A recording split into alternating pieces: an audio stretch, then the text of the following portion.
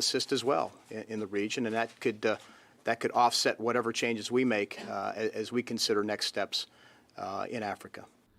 Esper has made clear the U.S. will not withdraw from Africa entirely, but the French have increased their presence in West Africa. This month, France announced additional troops for its 4,500-strong operation in the Sahel, and last month it carried out its first armed drone strike in the region. Daniel Arab-Moy, CGTN. On to Libya, and the United Nations is calling for accountability for the attack on a detention centre last July. It wants all parties to the conflict to conduct independent and impartial investigations. 2 airstrikes hit Tajura detention centre in Libya, killing at least 50 people. A new UN report said the actions of officials guarding the detention centre may have contributed to the high death toll. It said guards prevented detainees from fleeing after the first airstrike. The UN also condemned what it called the continued blatant violations of the arms embargo in Libya. Reports suggest that forces loyal to Khalifa Haftar are still carrying out attacks against the UN-recognized government led by Fayez al-Sarraj. The report concurs with previous UN findings that the airstrikes were likely conducted by aircraft belonging to a foreign state, noting that, quote, it remains unclear whether these air assets were under the command of Libyan National Army or were operated under the command of that foreign state in support of the LNA. The UN mission said that over the last 10 days, numerous cargo and other flights have been observed landing in Libyan airports in the western and eastern part of the country, providing the parties with advanced weapons, armored vehicles, advisors, and fighters. The UN mission condemns these ongoing violations, with the risks plunging the country into a renewed and intensified round of fighting. We're going to a short break now. Don't go away. Lots more to come, including millions of children in Mali, Burkina Faso and Niger need urgent aid. And can the African Union silence guns in Africa by the end of 2020? We look at the issues at stake as the continental body meets in Addis for the latest summit.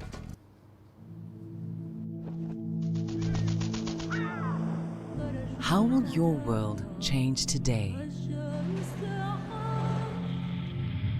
What happens here? What happens there? Or what you make happen for yourself? If it matters to you, it matters to us too. Your stories are the stories that need to be told. Africa Live. Find your voice.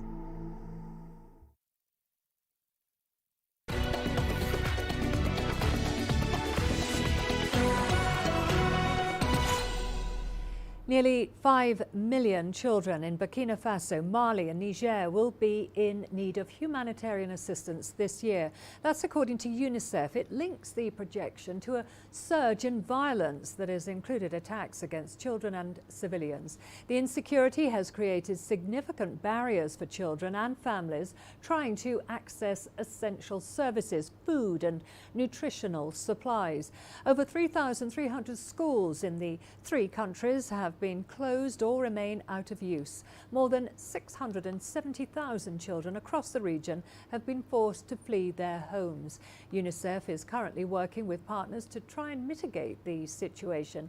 It's also appealed for $208 million to support its humanitarian response in the Central Sahel for 2020.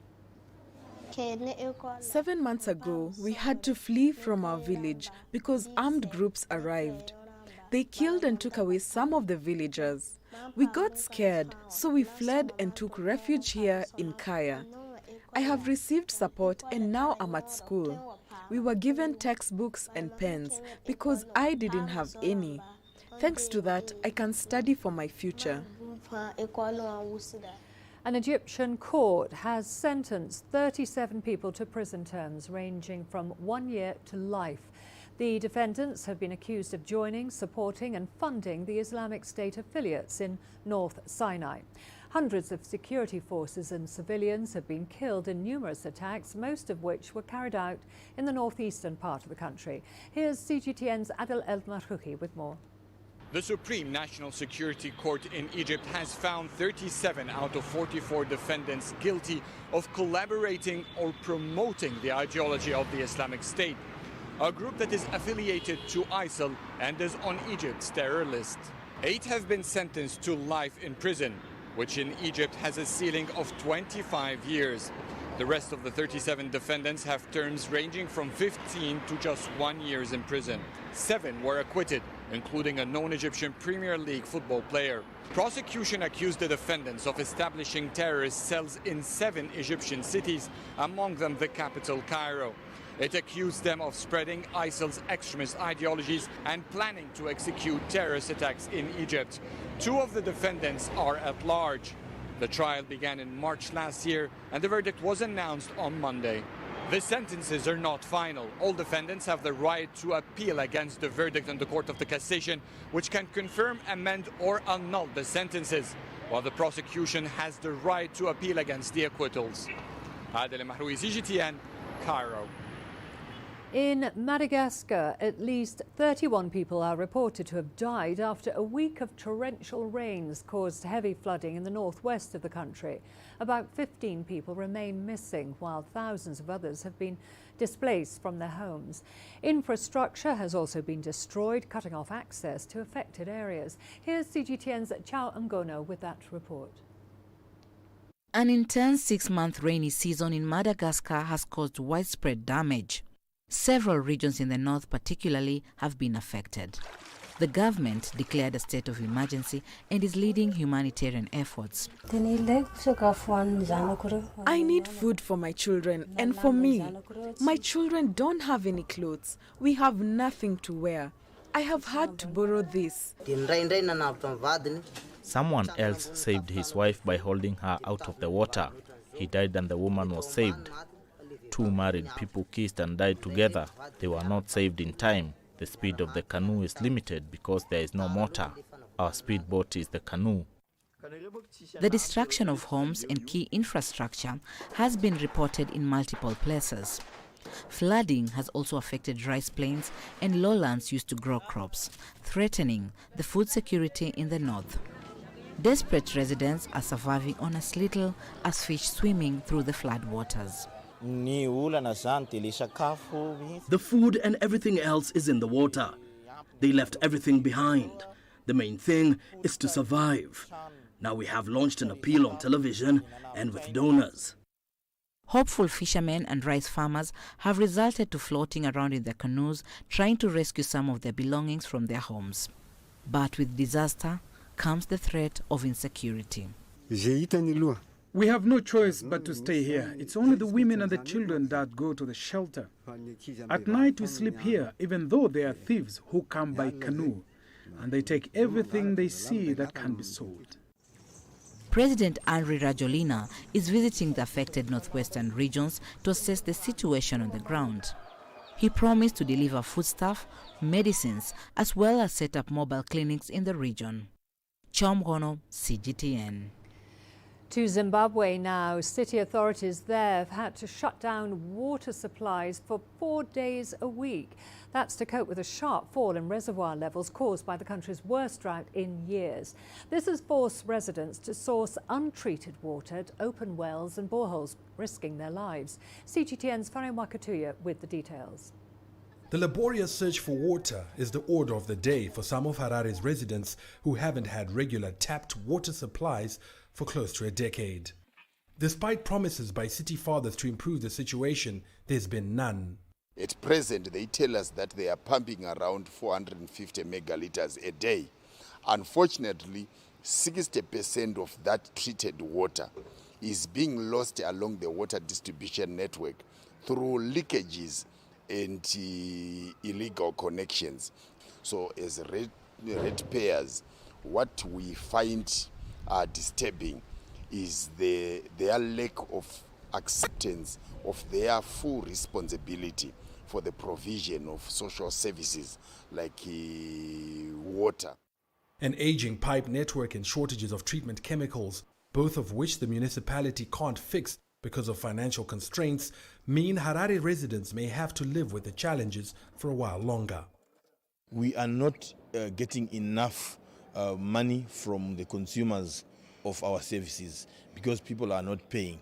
Right now we are owed almost close to $1 billion, over 900 million, which we are owed by our customers. So if that money were to be paid, it means the city would be able to fund its mandates. The city insists the capital's water is safe. Our water is very good, our water meets standards, our residents are drinking it and they are alive. But not everyone here is drinking the intermittently available water. I'm afraid of rust because our pipes, they are too old now. So I think it's not safe. Maybe if I can boil it first, yeah. If I boil it first, because I don't know if they are chemicalizing the water or they are not. But it's not safe. His fears could be justified. When heated up, a thick film of residue forms on the surface of council-supplied water. And even after it's brought to the boil, particles of debris are still swirling in this water. It's not known what impact they might have if consumed, but whatever it is, it can't be good. The city recently suspended 4 water engineers on charges that include neglect of duty, part of a drive to address the long-running service deficiencies. Farai Mwakutuya, CGTN, Harare, Zimbabwe. The African Union has faced many challenges in 2019 as conflicts old and new continue to evolve across the continent. It's currently meeting for its 33rd session in Ethiopia's capital, Addis Ababa, under the banner of Silencing the Guns. CGTN's Giram Chala takes a look at some of Africa's ongoing peace and security issues. So much has happened in Africa in 2019, from the good news of better economic performance and relative political stability to worsening peace and security situations, all were witnessed. Of all, the ongoing crisis in Libya stands out, and political solution is key to resolve the problem. Peace support operations cannot on their own be an effective tool to deal with the resolution of conflicts. And again, the Peace and Security Council has pronounced itself on the integration of the various tools at its disposal to ensure that there is momentum in trying to resolve these conflicts. There's still a lot to be done, of course, in terms of ensuring that we don't stay long periods in mission areas. There are serious discussions about that, and how these PSOs can create the space for state entities in the countries where we deploy these forces to have the ability to be able to take over responsibilities, their responsibility as a state.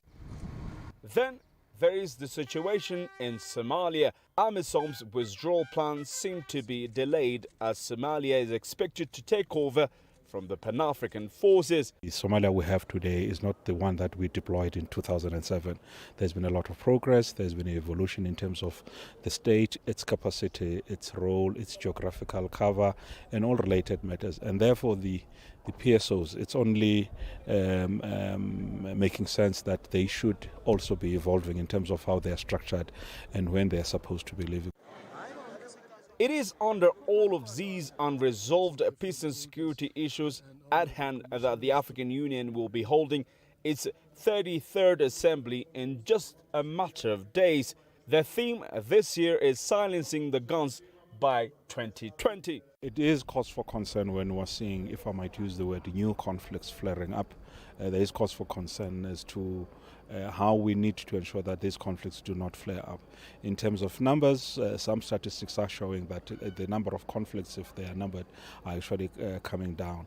But it is worrying that even though it is carrying down, some of them seem to be longer. They seem to be surviving long periods of effort. So it is therefore imperative that we use the overall tools within the African peace and security architecture. It was not, however, all gloomy in Africa in 2019. Ethiopia's Prime Minister Abiy Ahmed's winner of the Nobel Peace Prize was one of the positive highlights of the year. On the other hand, at least 7 countries will hold their national elections this year in Africa. some still worry about nations' handling of polling processes. On the economic front, Africa is facing tough challenge. Experts say the US-China trade dispute has made matters even worse. The AU heads of state and governments are hoped to address all these challenges against time. Grumtala CGTN, Addis Ababa, Ethiopia. All of the business news coming up for you after the break, including Liberia's President George Weah to open up bids for oil and gas exploration. And Zimbabwe's government turns to UAE to help rebuild the struggling economy.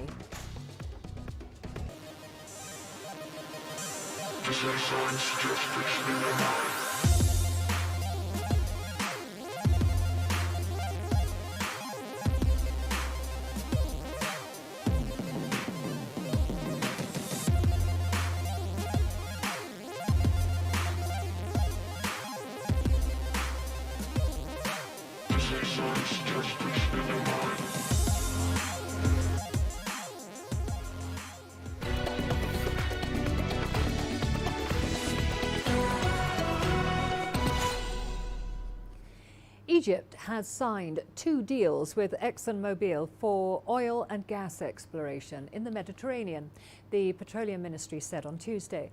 The exploration deals include a minimum investment of $332 million, that's according to the ministry. ExxonMobil Corp acquired more than 1.7 million acres for exploration offshore in 2019. It strengthened its portfolio in the eastern Mediterranean.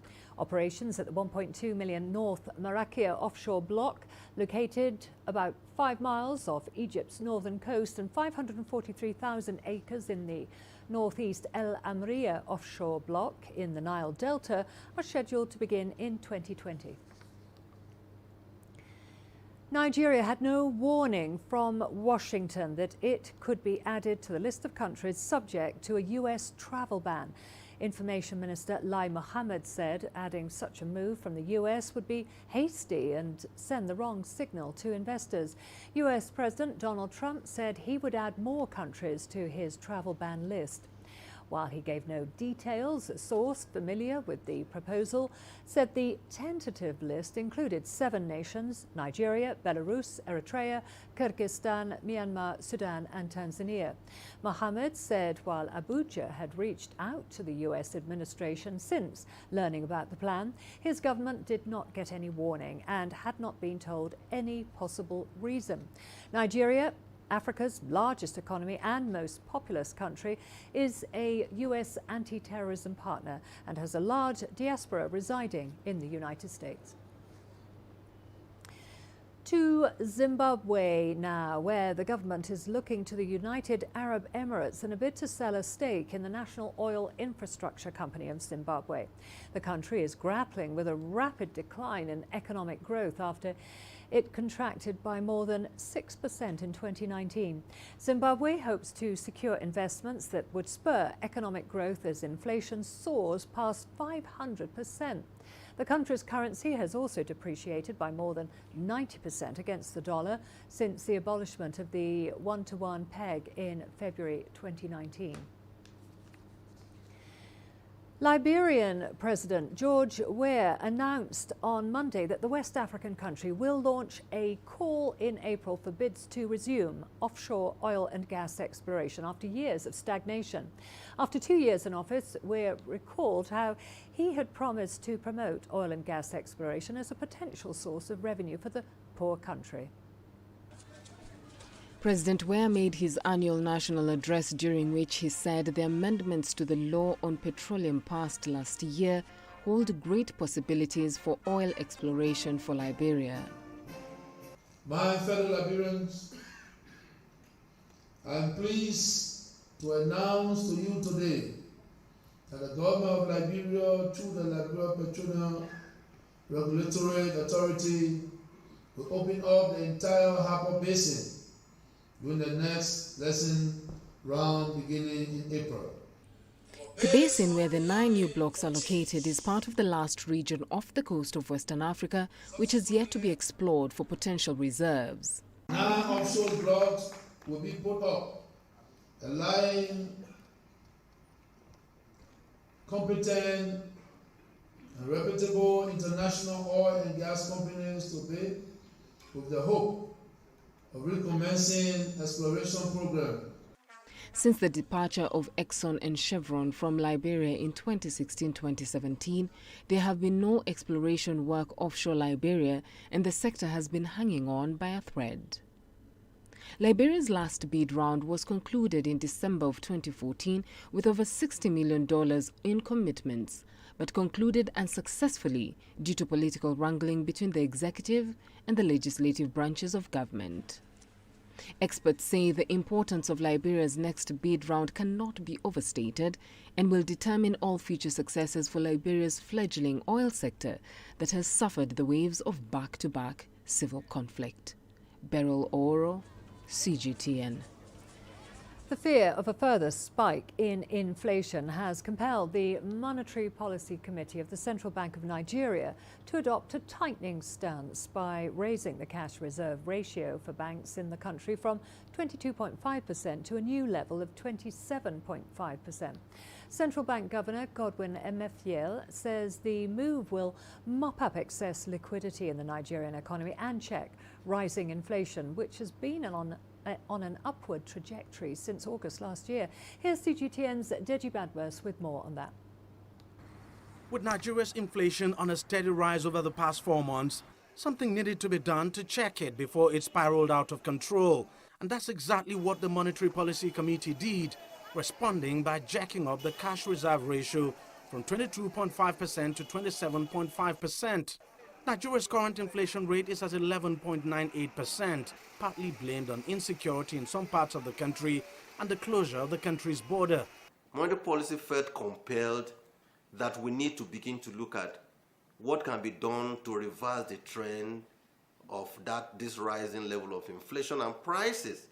And hence, the committee felt in its wisdom that realizing that there's a lot of liquidity in the market, there was a need for the bank to do something to mop the excess liquidity to a level that it considers optimal to be able to run the economy in a way that the level of excess liquidity does not become injurious to the economy. Last year, Nigeria's central bank raised the loan-to-deposit ratio for commercial banks to 65%. Some fear the MPC decision to raise the CRR and mop up liquidity in the banking system could have a negative consequence on commercial banks' ability to lend and thereby defeat the whole essence of the LDR initiative. Deposit money banks must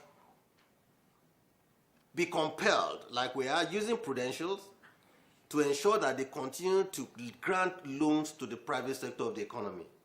And committee felt that, yes, whereas we're trying to remove the excess liquidity from the market so as to operate within an optimal level of liquidity that is needed for the economy, that the CBN should continue to push on the loan deposit ratio since that was already giving us the kind of results that we expect. With Nigeria's reserve dwindling in recent months and inflow of foreign capital slowing down, some analysts had been forecasting a possible currency devaluation at some point this year. But the CBN governor is resolute that there's nothing like that in the offing. A reserve level of about 38 today, right? And crude price at above 57, 60, 65, sometimes hit 70. We believe that we will be able, and we are saying that we should continue to sustain the existing FX, foreign exchange management and stability that we've seen in the market. There's no need for anybody to ever think that an adjustment would happen. Everything hinges on the price of crude. Should there be a sudden crash in price below the budget benchmark of $57, then devaluation might become inevitable. But the Monetary Policy Committee also warned that the country needs to check its rising debt level and look at other ways of raising revenue to drive the economy. Deji Badmus, CGTN, Lagos, Nigeria. Nigeria. South Africa's iron and steel industry has come under immense pressure. This comes after ArcelorMittal announced it's finalised the retrenchment of 1,000 workers at its Saldanha operations in the Western Cape. CGTN's Angelo Coppola has more. The retrenchments have been in the pipeline for some time now, with the country's Trade and Industry Minister Ibrahim Patel trying to convince the company to sell the export-oriented Saldanha steel operation in an attempt to salvage those jobs. When you look at the situation realistically, it was impossible that AMSA were going to sell out to a competitor. Also, the market structure in which we have and the way in which they are protected means that they are able to dictate prices, able to dictate supply. So I don't think that they would have given up anything to try and diminish their market share in the steel industry itself. The sector is reeling following another announcement from AMSA, the primary steel manufacturer, on Sunday. Two trade unions yesterday from AMSA that they are shedding another 400 positions at their Newcastle plant and the Vereniging plant. Main reasons being that they're relooking their footprint, optimizing the plants. We were expecting this. They've shared an indication early or late last year that they will go through all their plants and optimize. While these job losses are directly attributable to AMSA, the players are also suffering retrenching in 2019. And downstream value chain impacts will be severe too. A lot of the positions at Tridents, the Max Steels, etc., a lot of positions were shed there as well. The figures, I'm not sure of now, but there's a lot of jobs being shed downstream as well. The DA is calling for government to remove some of the safeguard duties that protect AMSA from local competition. We need to make sure that where there's capital expenditure that AMSA have committed to, that the ministry holds them to account and make sure that they spend that money to upgrade their plants and obviously make their operation more competitive. One of the steel industry associations says that the steel and manufacturing sectors need urgent interventions, not long-term plans. We have the designation requirement. That is somewhere where we think there's a quick win for industries because government procurement is big business. It's about 983 billion rands that's been spent annually on procurement. So we think if we enforce designation, it's going to help local industry. This latest round of job shedding or retrenchments doesn't augur well for the iron and steel and manufacturing sector. In fact, it could be the death knell. I'm Angelo Coppola for CGTN in Centurion, South Africa. We're going to a short break now. Still to come. We look at how Egyptian parents cultivate children's interest in science.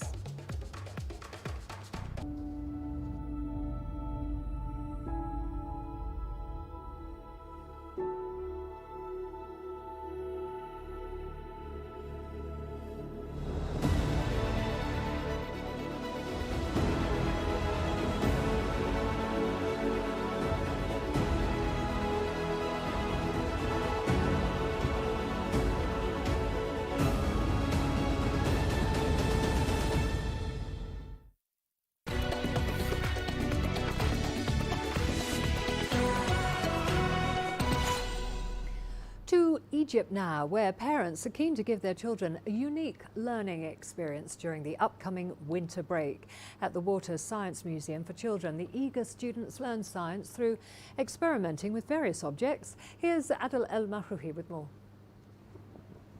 Far from the noise and pollution of Cairo, on the outskirts of the Egyptian capital, where the beauty of nature strikes the eye, the Water Science Museum for Children lies. Built in 1843, this place originally aimed to record the evolution of irrigation in Egypt. In recent years, the museum revamped its content to attract more visitors. All the experiments we have studied from elementary school to university are presented here in the form of games. We're breaking the mold from the usual educational platform available in schools. We get the kids out of the school buildings in order to learn. Students engage with all their senses, which makes these experiments stick in their minds. 128 educational models are available in 8 different parks here. The museum is one of Egypt's efforts to make learning sciences attractive to students. Some models are designed as puzzles, others require children to come up with their own creative solutions, usually for challenges Egypt faces. I'm very lucky to live nearby. I bring my kids frequently. The museum gives a unique experience to the kids every time they come. I follow the activities online and come whenever there is something interesting going on. I hope more people would come here. It's unfortunate that this place is not so popular.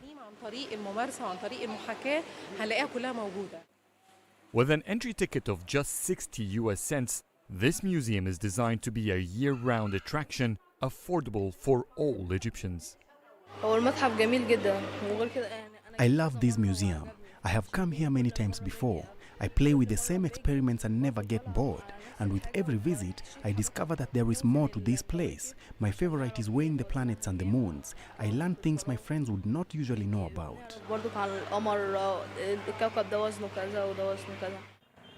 Right next to the famous Nile barrages, the museum also exposes its visitors to a great botanical collection. The 8 acres garden attached to it includes rare plants and perennial trees. Adil Al-Mahroui, CGTN, Cairo. Well, staying in Cairo, an entrepreneur has become the talk of the town because of his traditional dyed fabrics. Salama Mahmoud's workshop is a multicoloured hive filled with all kinds of fabric used for making shoes, rugs and drapes. Cairo has been home to historic dye shops for many decades, but now only a handful remain following the entry of foreign products into the textile market. The rise in dye prices has also taken a toll on the niche industry as textile entrepreneurs try to stay competitive. The yarns that come to us are used in home sewing, knitting, kilim, carpets and wool used in the manufacturing of t-shirts. The work here does not stop. We are the only workshop in Egypt that still dyes by hand. In a popular store in Al-Azhar, in the heart of Islamic Cairo, a wool sweater sells for £200. But you can find something similar on the street that's made in China for £30. All of the sports news coming up after the break, including basketball fans around the world pay their tributes to Kobe Bryant.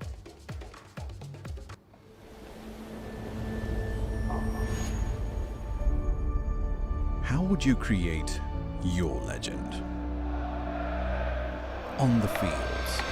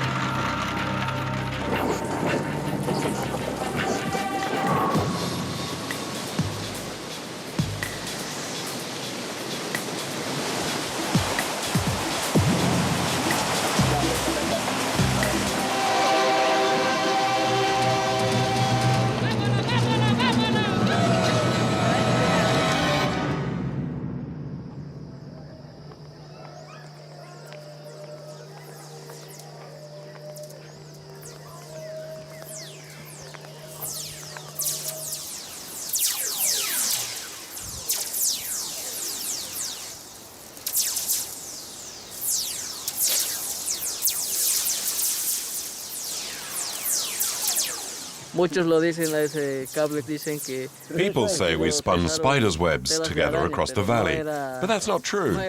It may look like it, but it's not.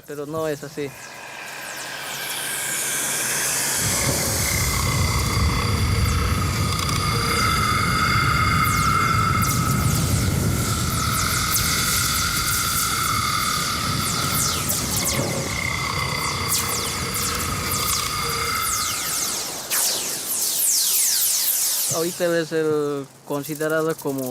the flying men of Yungas.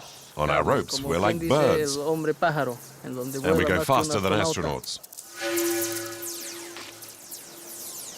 The Yungas region in Bolivia. Jungle and steep cliffs. Where people don't walk, they fly.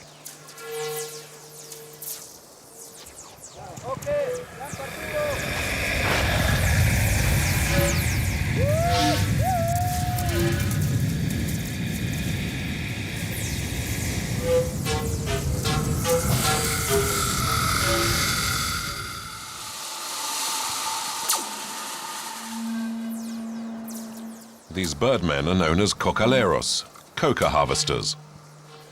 They use ropes to swing across the narrow valleys, suspended from ancient rusting pulleys.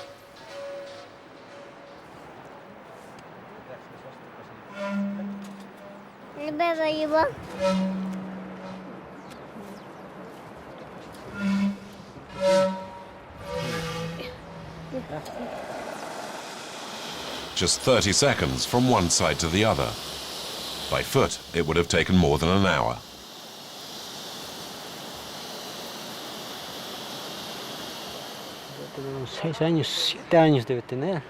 Oh, this must be about 6 or 7 years old. Before that, there was nothing. Nothing. We had to walk down to the bottom, cross the river, and then climb up the other side. It used to be quite a hike.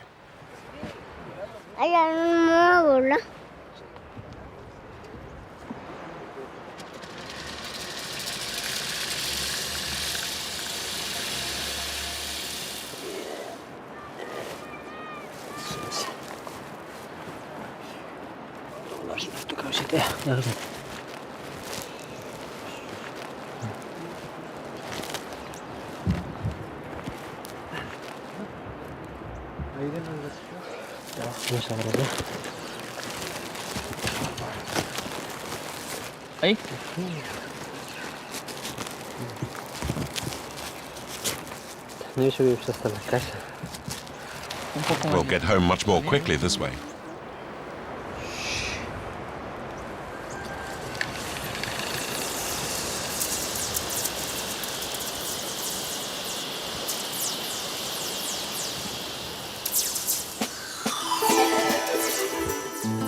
This is not a horizontal country. The Yungas valleys are like a sudden staircase between the towering cordilleras of the Andes, more than 4,000 meters high, and the green Amazon basin. Here in the dramatic vertical landscape, the inhabitants have fashioned this unusual way to move around more quickly. Simple thin metal wires, normally used for fencing, stretching as far across as 400 meters. It's almost a form of public transport. There are about 20 of these cables strung across the valley. All day long, people and goods fly across the river 200 meters below. At each end, homemade tethers that in theory provide stability and safety. Some of the wires have been in use for 20 years and have slackened dramatically. The cocaleros have never bothered replacing them. Oh, it doesn't break. It'll never break. It's made of galvanized steel. And besides, we've put 4 of them across here. To prevent the pulleys from becoming unfastened, the cocaleros use string at each end as a kind of peg. It's a safety measure, so the nut doesn't get loose from the bolt.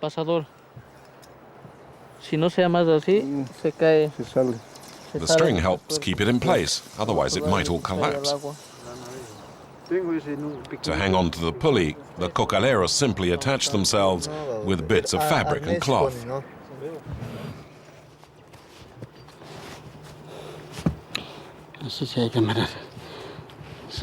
This is how we do it. Is that enough to keep you from falling off? Enough? Oh, of course it is.